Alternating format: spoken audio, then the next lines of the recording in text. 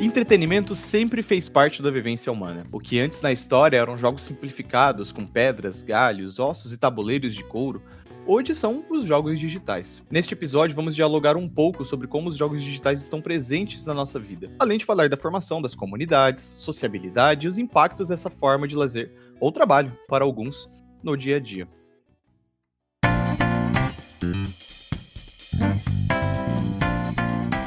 Bom dia, boa tarde, boa noite. Não sei de onde você nos escuta, mas eu sou a Nath. Que bom ter você aqui conosco. Eu sou o José Vinhotti. E eu sou o Guilherme Teobaldo, ou Theo, se preferir. E esse é o Psicologia de Quinta. Prepare os seus fones de ouvido ou o seu alto-falante e venha discutir com a gente o tema da semana.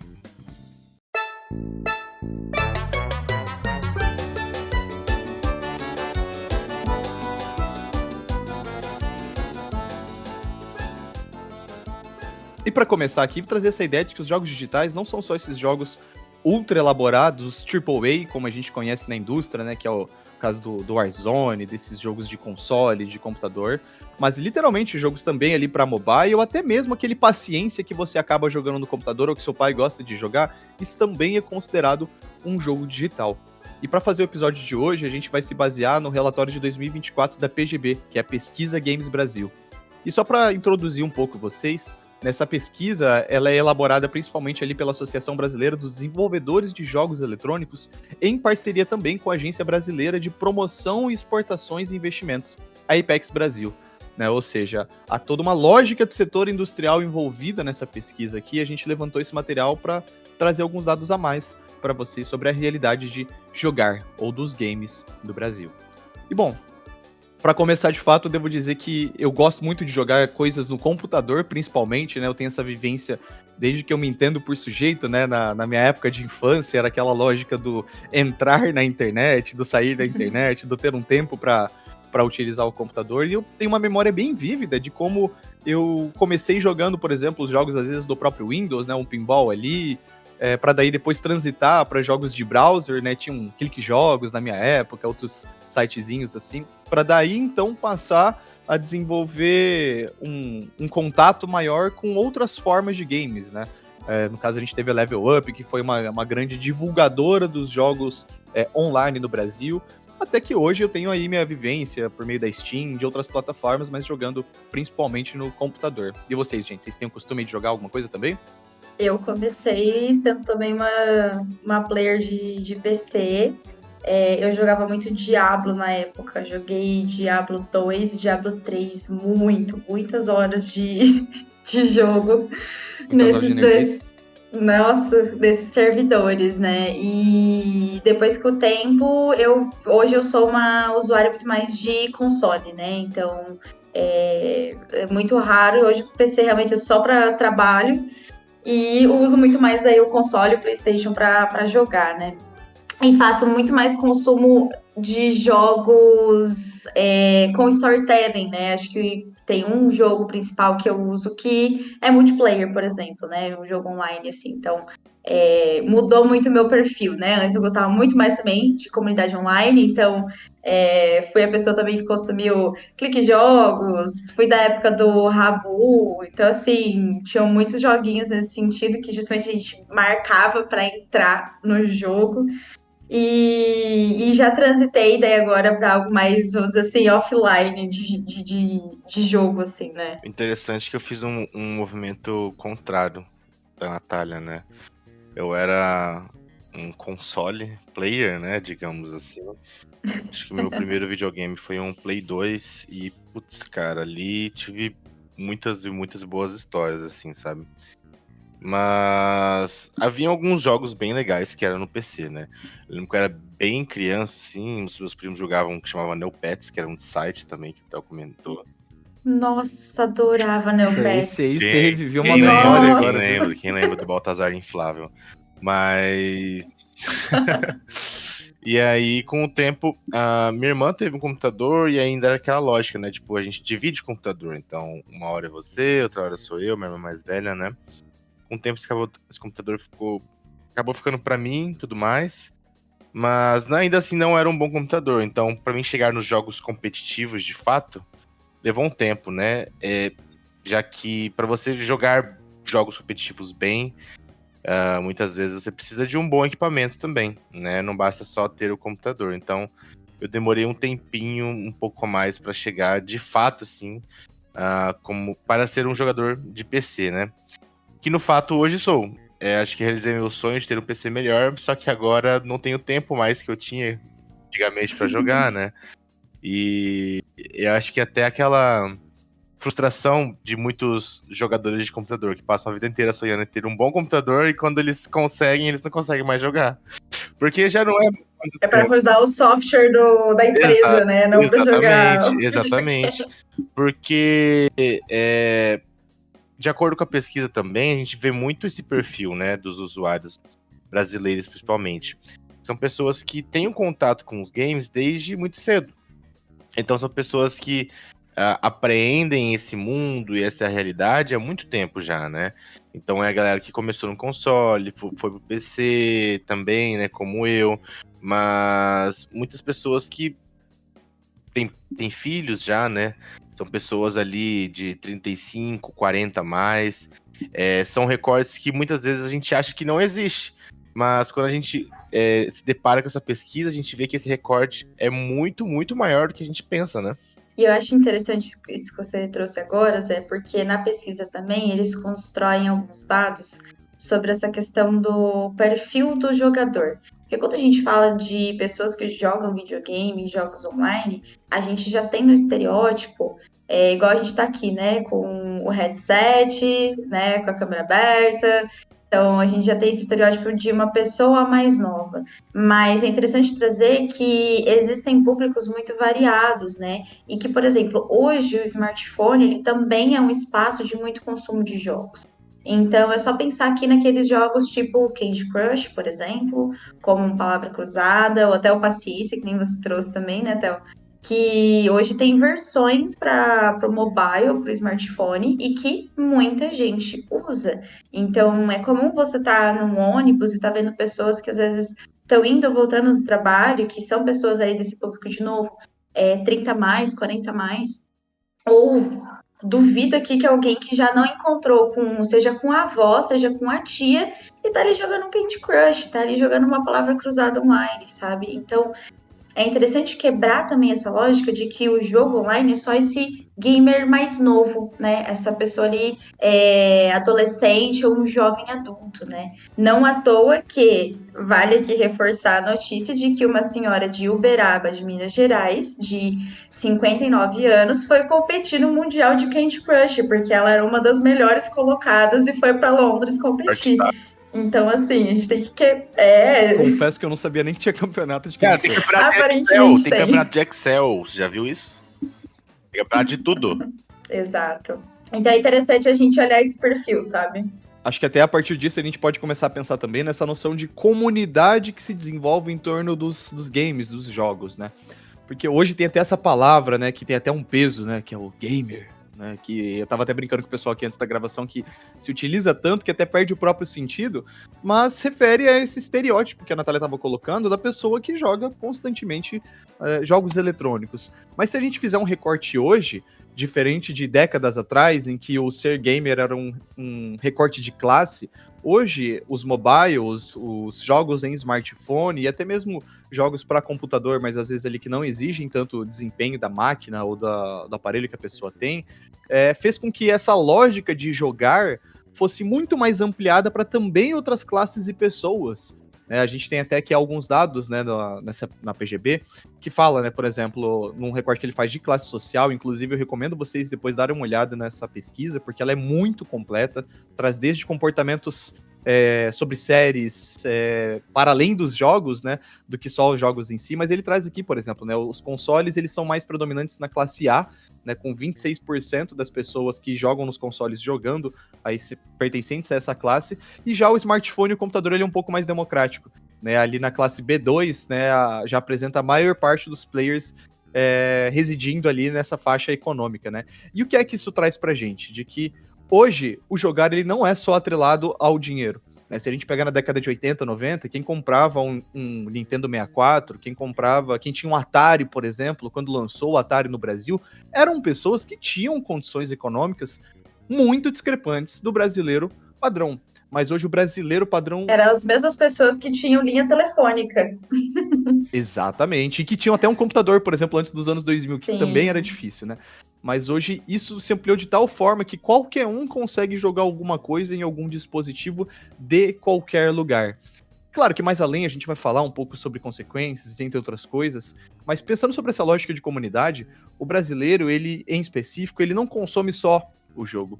Ele consome vídeos sobre as coisas, ele segue influenciadores que estão relacionados ali, ele consome as marcas que estão relacionadas àquele jogo, além também de vivenciar toda essa comunidade, ou seja, fóruns, servidores do Discord, que hoje são bem famosos também. Ou seja, existe toda uma sociabilidade e uma parte da vida que hoje está destinada ao mundo digital, mas não por meio só de redes sociais, mas por meio de uma unificação de um sentido comum que é por meio do jogo. A gente tem até exemplos, às vezes, de protestos e coisas que acontecem dentro de servidores e que vão retratar também, às vezes, causas sociais na vida, né? A gente tem, por exemplo, às vezes as mobilizações de alguns jogadores a respeito do Diablo, né, que a Natália estava comentando ali, que fazem um protesto, por exemplo, quase toda vez que vai lançar um Diablo novo, a respeito do preço do game, de como ele não é acessível para algumas pessoas, ou até mesmo no caso do Fortnite, né, acho que foi o Fortnite, Natália, aquela coisa do dono da Xbox, você que estava mais inteirado. Foi da Fallout 76. Que jogaram a bomba atômica no acampamento lá, né? Exato. E, tipo assim, Fallout justamente é um jogo muito antigo, muito jogado, né? Tem uma comunidade muito forte, e que teve esse mundo sendo revivido por conta da série recente da Prime Video, né?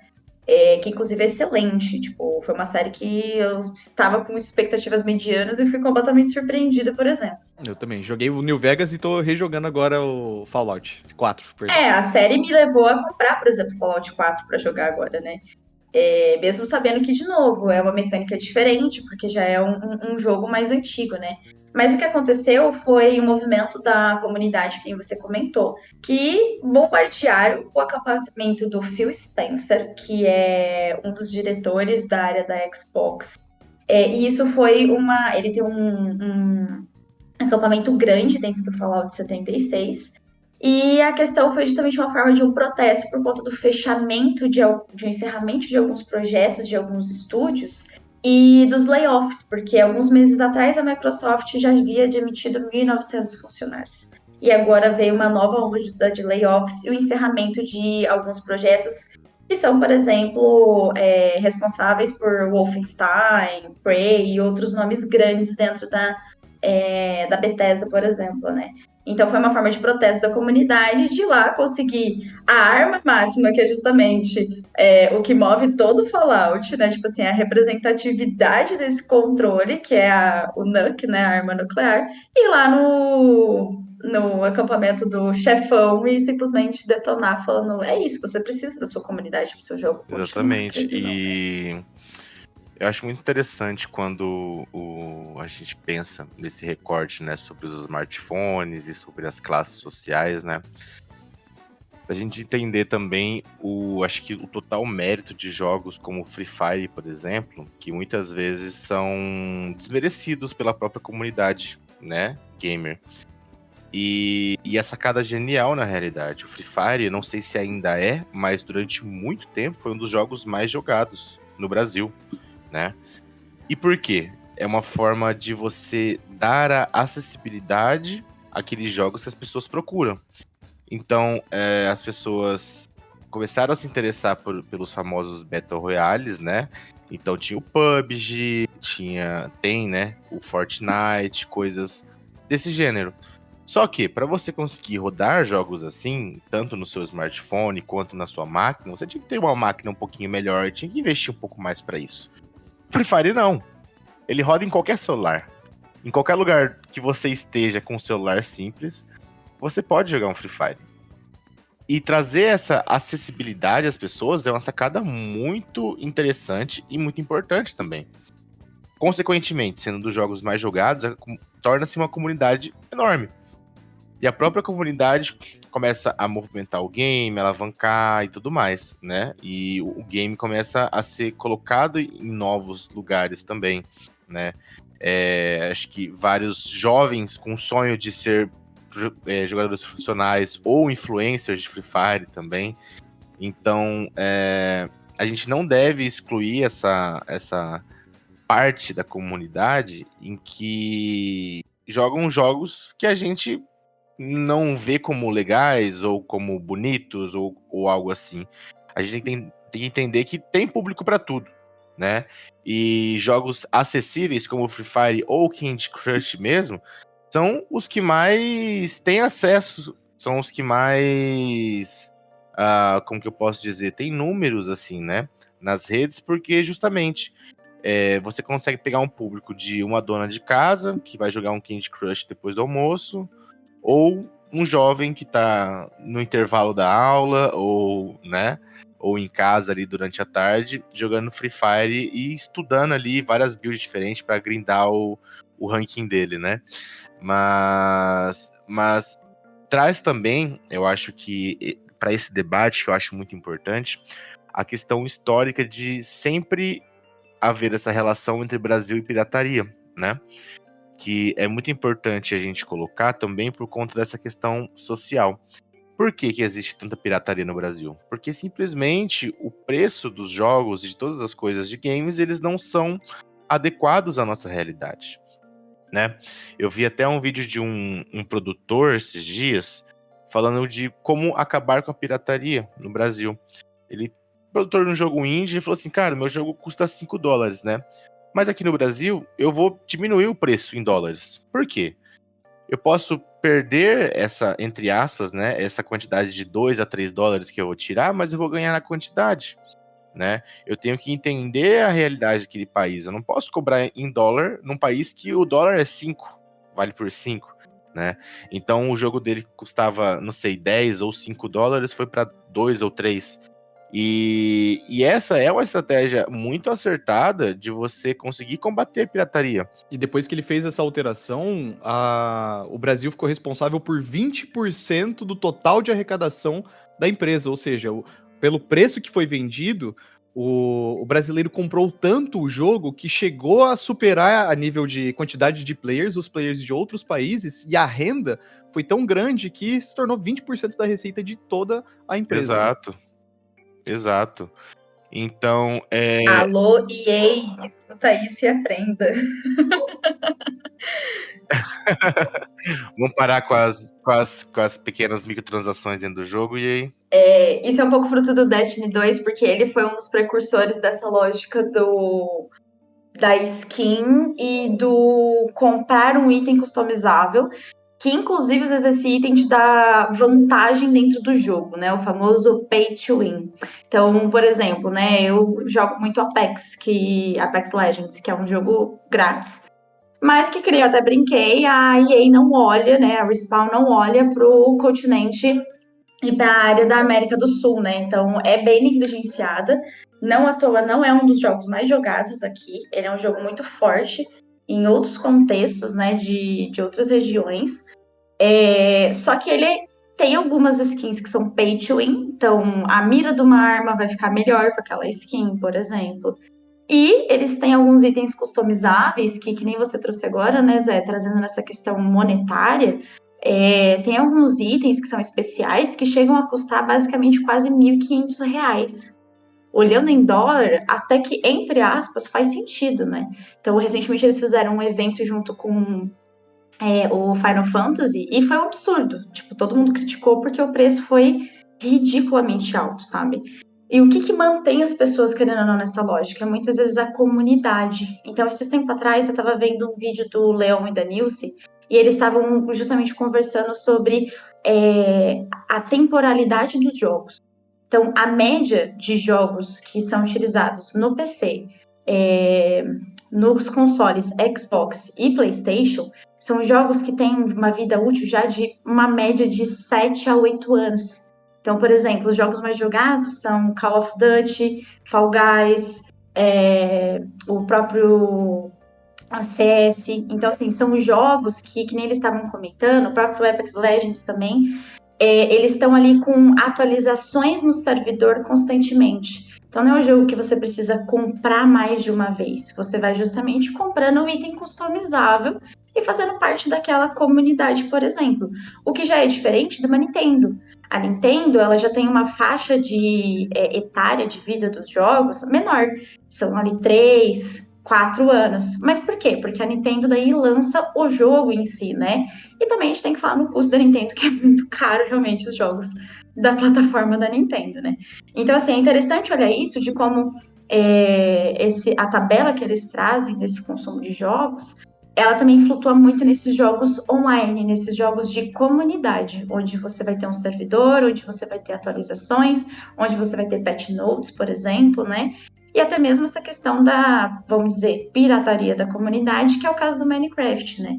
Então, você tem muita mobilização dentro dessa comunidade para tornar o jogo melhor e manter ele vivo. Por isso também essas revoltas, né? Como, por exemplo, Titanfall, que nunca mais teve uma atualização e a comunidade sofre e chora horrores até hoje de que é um jogo muito bom e tá ali travadinho, né? Não continua de uma certa forma. Uma coisa muito interessante também de observar, acho que na própria Steam, porque tem como você ver vários gráficos de, por exemplo, número de players ativos e etc. em um jogo, né? E aí quando lança um jogo novo, geralmente single player ou até multiplayer, você vê um pico muito alto de novos jogadores. Só que em uma semana, sério, é muito rápido. Em uma semana isso cai tipo 93, 95%. E aí fica só quem fica mesmo, fica só a rapa que curtiu o jogo mesmo. E nesse. Teve o exemplo daquele Power World, né? Que ficou bem famoso, né? Uhum. Mas todos os jogos funcionam assim, né? Cai, tipo, o público em uma semana e um mês, cai cerca de 90%. E aí você vai ver quais são os jogos mais jogados. São os de sempre, né? São os jogos que já tem uma comunidade forte, né? Infelizmente a Valve não se importa muito com as comunidades dela, mas tudo, eles estão lá ainda, né? Então, aí a gente vê novas empresas que se importam mais com suas comunidades também, que já tem essa ótica, né? Por exemplo, a própria Riot, que tem o League of Legends, o Valorant, o Legend of Runeterra, eles têm vários jogos agora, que é tudo sobre um universo, mesmo universo, digamos assim, e você vê um esforço tremendo da Riot em fortalecer a comunidade. Como assim? Eles incentivam produtores de conteúdo, eles fomentam muitas coisas externas ao jogo. Por exemplo, no League of Legends, todos os campeões têm a sua história, que todos os campeões são do mesmo mundo, cada um tem a sua região, cada região tem uma história. Então a lore por trás disso tudo cria algo a mais. Há 1 ano ou 2 atrás foi lançada uma série do League of Legends, né, que chama Arcane, muito boa, inclusive. Volta esse ano. Então, até pessoas que não jogam LoL, vale a pena. Eu já fui um LoL player, hoje eu traí a comunidade, fui pro Dota, mas a gente vê esse esforço da Riot em fomentar essa comunidade realmente, né? Então, por exemplo, né, como eu já estive dos dois lados da moeda, né, agora eu jogo Dota, não muito quanto eu jogava LoL, mas já joguei LoL, eu vejo que a quantidade de conteúdo que você encontra na internet sobre qualquer coisa que seja relacionada a LoL é infinitamente maior do que de Dota, principalmente em português, né? League of Legends tem um servidor há muito tempo já exclusivamente brasileiro. O Dota, o servidor que você tem que jogar, ele é SA, né? Então é South America inteiro. Você vai jogar com peruano, chileno, argentino, né? Então isso não traz também um senso de comunidade muito grande para a comunidade do Dota Brasil, né? Mas assim, a grande questão é, não existem conteúdos quase. Existem, claro, mas 2, 3, 4, 5 criadores ali, em comparação ao League of Legends, que tem 1000, muito mais do que isso, né? Por quê? Porque a própria empresa que produz o jogo incentiva a comunidade a existir, porque eles entendem que os jogos hoje em dia, eles só vão pra frente, de certa forma, de acordo com a comunidade, né? As comunidades da Valve, elas são meio abandonadas, mas os players são muito fiéis, né? Eu acho que a própria comunidade tem esse esforço de engajar e fazer as coisas continuarem vivas. E isso casa de novo com os dados da pesquisa da PGB. E por que pesquisas assim são interessantes? Para pensar, tanto para a gente entender o nosso comportamento, quanto também para essas empresas entenderem esse comportamento, né? Para vocês entenderem, por exemplo, essa pesquisa da PGB, vocês conseguem acessá-la gratuita, mas existe uma pesquisa, uma parte dela que ela é muito mais completa, que ela é vendida para justamente empresas consultarem esses dados de uma maneira mais complexa, né? E, por exemplo, eles concluem que a experiência do público brasileiro com jogos se divide em 4 grandes tipos. O primeiro e o principal do porquê brasileiros consomem jogos online é motivo de entretenimento e diversão. Então é a sensação do eu só quero chegar em casa, jogar o meu joguinho, me desligar do mundo, pelo menos a caixinha do nada. Tipo, quero ficar ali por pelo menos uma meia horinha, sabe? Me desconectar do mundo real. Vazou eu aí, hein? Vazou eu ao vivo.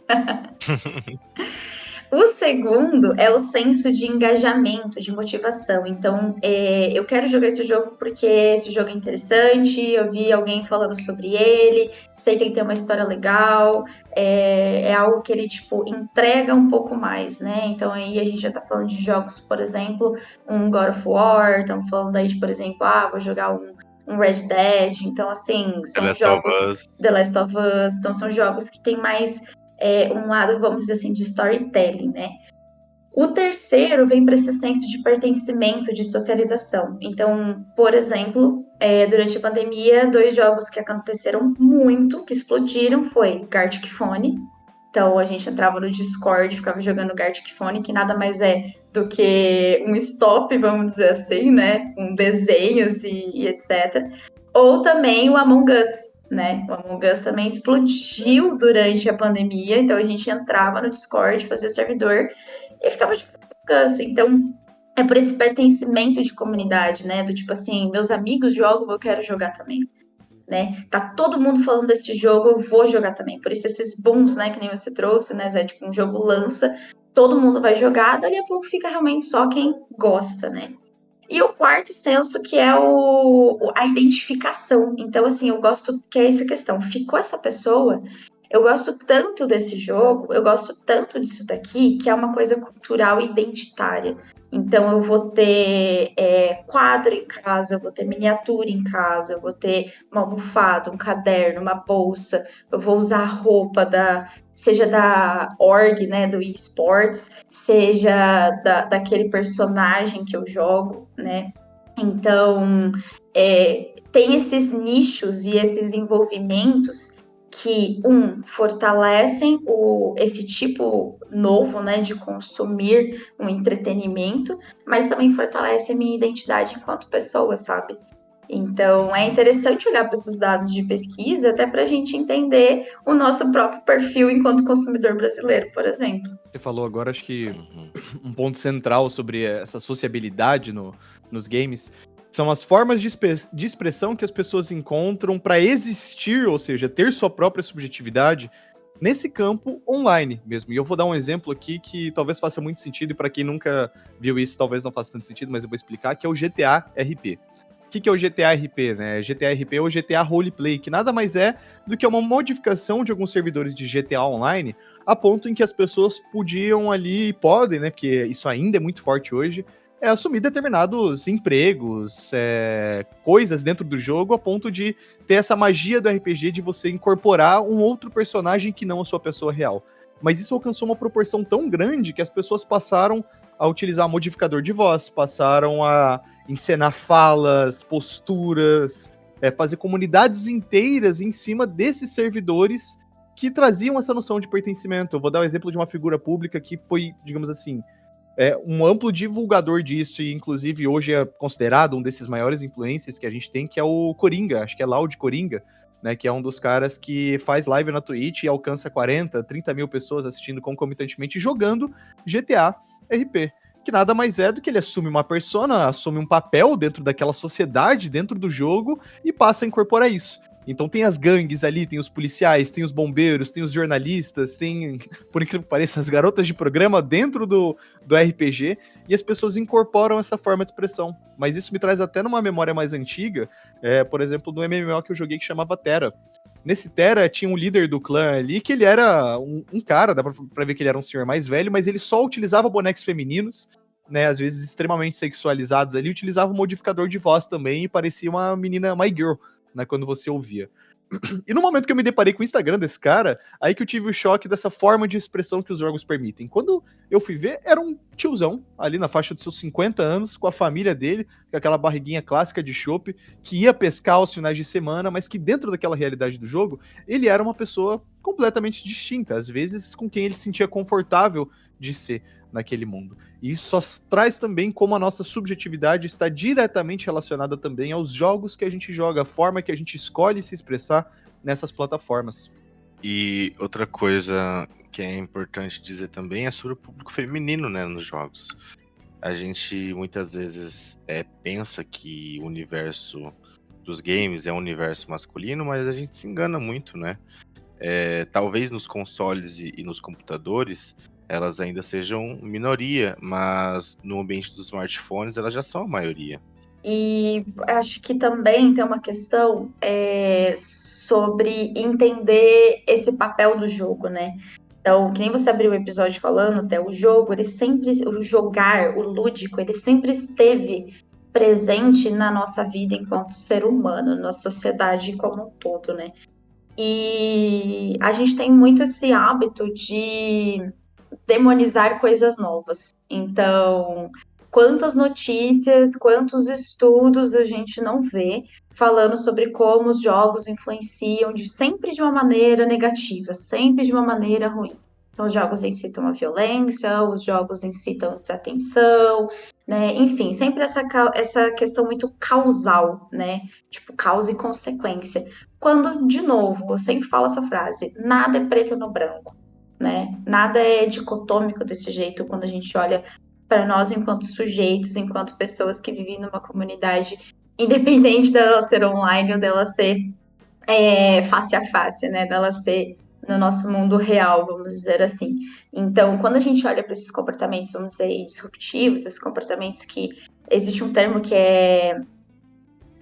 ele não é no sentido antissocial de isolamento, tá? Mas ele é no sentido antissocial de ser agressivo, de incitar troll, de incitar, enfim, cyberbullying, etc. Mas também existem comportamentos que a gente chama de pró-sociais, né? Que vão trazer esse senso de engajamento. E isso não acontece só no ambiente online, isso não acontece só dentro do jogo, isso também acontece fora, sabe? Então, pesquisando sobre essa temática para hoje, eu senti esse déficit em pesquisas e publicações, até comentei bastante isso com o Theo, de como parece que ainda carece de entender quais são as potencialidades que um jogo online pode oferecer, né? Se eu já tenho indivíduos com uma dificuldade de socialização, o quanto eu não posso utilizar isso como uma ferramenta pró-socialização? O quanto eu não posso quebrar barreiras geracionais e colocar pessoas em contato, né? Então, a gente vê muito dessa patologização do jogar, quando na verdade a gente precisa entender que talvez essa patologia seja muito mais do nosso modo de vida do que um simples hábito dentro do jogo. Assim como a gente fala do álcool, como a gente fala do cigarro, não é um vício isolado, né? Existe sim, com certeza, essa questão do comportamento vicioso do jogo. Mas não é só pelo jogo, existem várias outras questões por trás disso que a gente precisa olhar para justamente não trazer essa visão dicotômica e às vezes excluir uma ferramenta que pode ser tão importante para melhorar a vida das pessoas. Exato. E você trazendo, né, de quais benefícios a gente pode ter de jogos e afins, né? Eu, no início da minha trajetória profissional, tive uma experiência trabalhando com crianças e adolescentes portadoras de TEA, né? E durante um tempo eu tive a oportunidade de ministrar um grupo de socialização, né? Que auxiliava esses adolescentes e essas crianças a entenderem como se socializar, como manter conversas, etc, né? E desde sempre, né, através do vínculo, percebi que eles gostavam muito de games, né? Eram esse público mais nerd, digamos assim. E aí o programa que eu usava com eles era um que chamava Pierce, que é um programa americano, né? Eu falei, cara, perguntei pra clínica, posso fuçar aqui, tentar dar uma inovada pra aplicar com eles? Pode. E aí o que eu pensei? Falei, cara, eu vou fazer um RPG com eles como personagens, né? E com todas as lições que tem aqui nesse Pierce. Então, por exemplo, assim foi feito, né? Quando eles tinham que fazer a prática de conversação, por exemplo, eu colocava diversos NPCs ali na história que eles obrigatoriamente tinham que parar e conversar para poder prosseguir na história. E aí, esse grupo era semanal e era aos sábados, né? Eu nunca vi adolescente e criança querer ir para uma clínica no sábado, igual eles queriam, porque eles amavam aquilo, amavam. E aí, deu uma imersão muito mais forte em todas as lições, né? Eles vivenciaram aquilo de fato, porque para eles não era só uma brincadeirinha, era uma história que eles estavam construindo. Então, quando eles se deparavam com uma situação que eles podem se deparar na vida real, eles tinham que desempenhar ali realmente, né? E só um adendo, o quanto trazer essa questão dos jogos pode aumentar a motivação até para outras atividades, como você disse, né? As crianças ficavam motivadas para ir para uma clínica no sábado. O quanto que isso não pode ser aplicado até em outras questões que são meio aversivas, como, por exemplo, o ensino de uma matemática, né? Vou trazer como exemplo aqui, uma vez que, para ajudar o meu irmão a entender função, né? A gente trouxe uma lógica voltada para o videogame. Então, se você tem uma arma que causa X de dano e você tem X monstros, em quanto tempo você precisa aplicar aquilo? Stardew Valley é assim, né? Eu estou completamente viciada em Stardew Valley recentemente. E justamente você tem que entender, se eu plantar isso agora, vai levar tantos dias e vai me dar tantos de lucro. Qual a porcentagem? Então, sabe, olhar para esses dados é justamente entender como que eu posso facilitar a vida dessa pessoa, sabe? Como que eu posso casar com essa identidade, que nem a gente falou que o jogo traz, e tornar isso mais fácil, tornar isso mais palatável, de uma certa forma. E, inclusive, você comentou sobre esse processo de tornar o jogo ali, auxiliar a outros processos, e existe até um nome para isso hoje em dia, que se chama gamificação, né? Claro que talvez hoje a gente não consiga explorar mais essa ideia, quem sabe fazemos um episódio só sobre isso, mas a gamificação é sobre você estabelecer uma estrutura tal qual a de um game, com um sistema de recompensa, de quests, etc., para tarefas que às vezes são ordinárias, envolvendo o trabalho, envolvendo a educação, ou outras coisas, né? E só para a gente caminhar para o encerramento, você trouxe também essa ideia de como no imaginário social havia essa patologização do game, né? E se a gente resgata um pouco a história aí do país, principalmente ali dos anos 2000 e na transição dos anos 2010 para a última década, havia muito aquele discurso de que o game gera violência e de que a pessoa joga GTA e mata as pessoas no jogo, ela vai querer fazer isso na vida real, etc. Claro que isso já é um discurso mais rompido, hoje já se dissipou, mas, poxa, o Brasil é um país violento, né? Nós percebemos e vivenciamos a violência todos os dias quando nós saímos de casa. Será que é realmente o momento de descontração da pessoa que vai fazer ela se tornar violenta? Ou é toda a circunstância em que ela está permeada? Traz um pouco essa ideia pra gente, né? Então, jogar algo que faz sentido pra você pode ser muito gostoso, mas você tá mesmo consciente da sua relação com o jogo? Talvez quando você abrir o app do game ou o programa na próxima vez, tente perceber que parte de si você conecta quando joga. E quem sabe passe também a se compreender um pouquinho mais, né?